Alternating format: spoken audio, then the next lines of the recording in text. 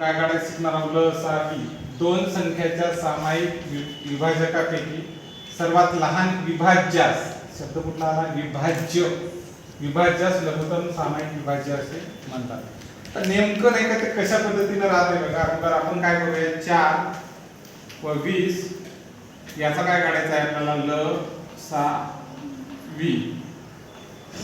लसावी जर आपण 4 आणि 20 चा काढत असेल तर दोन गोष्टी लक्षात ठेवायला पाहिजेत आपल्याला की लसावी म्हणजे काय असतं। तर लसावी शब्दाचा अर्थ व्हायला लागला लसावी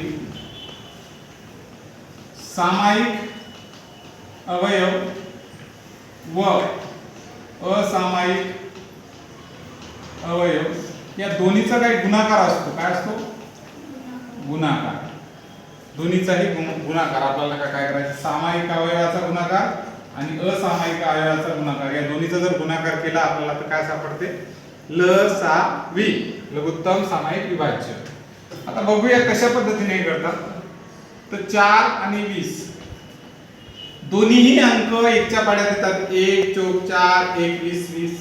आता दुसरा मोठा पाडा 1 पेक्षा कुठला एकक स्थानी जर 4 असेल किंवा 0 असेल तर आपण कसोटी 2 ची लावतो बरोबर आहे। 0 2 4 6 8 इथे 0 पण आहे 4 पण आहे म्हणजे 2 ची कसोटी बे दोन्ही 4 बेंदाई 20। पुन्हा कसोटी 2 चीच लागणार 2 आणि 0 एकक स्थानी 2 आणि 0 आले म्हणून 2 ची कसोटी बे 1 बे पंचे 10। आता हे दोन्हीही अवयव म्हणजे काय आपल्याला म्हणता येईल 1 आणि 5 हे दोन्ही सारखे आहेत का सामायिक आहेत का असामायिक आहेत असामायिक अवयव। आणि हे जे अवयव आहेत याला म्हणतात कोणते सामायिक अवयव। इकडे आपण इंग्लिश मधून याला म्हणू शकतो कॉमन फॅक्टर आणि इकडे म्हणू शकतो नॉन कॉमन फॅक्टर NCF।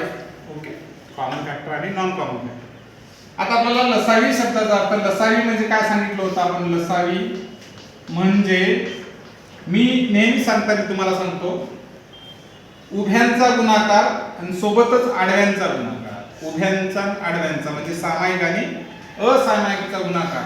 तर आता उभे आपण सहज समजून घेण्यासाठी सामायिक अवयव गुणिला असामायिक अवयव याला इंग्लिश मधून कॉमन फॅक्टर आणि नॉन कॉमन फॅक्टर असं म्हणतात। ओके आता कॉमन फॅक्टर कोणता आला 1 2 3 उभे।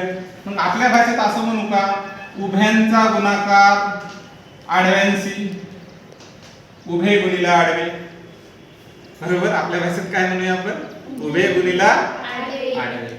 मग आता 1 गुणिला 1 याला